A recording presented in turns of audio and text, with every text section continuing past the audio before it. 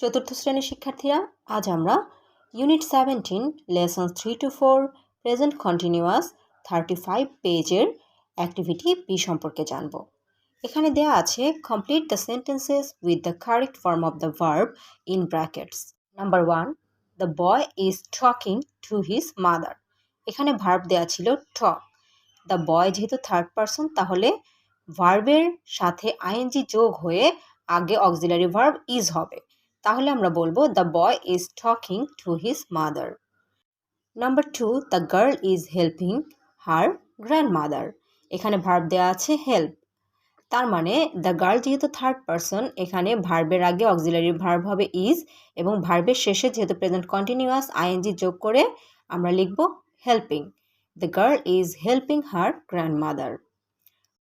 Number 3, they are having breakfast. এখানে verb দেওয়া আছে হ্যাভ, তাহলে আমরা এখানে লিখব are having. Number 4, we are studying English.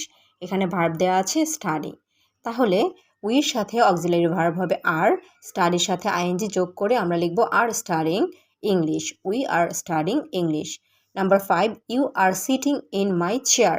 এখানে ভার্ব দেওয়া আছে সিট, আমরা ইউর সাথে অক্সিলারি ভার্ব আর লিখে আমরা সিটের সাথে আইএনজি যোগ করব, সেক্ষেত্রে SITT হবে, তো আমরা লিখব you are sitting in my chair.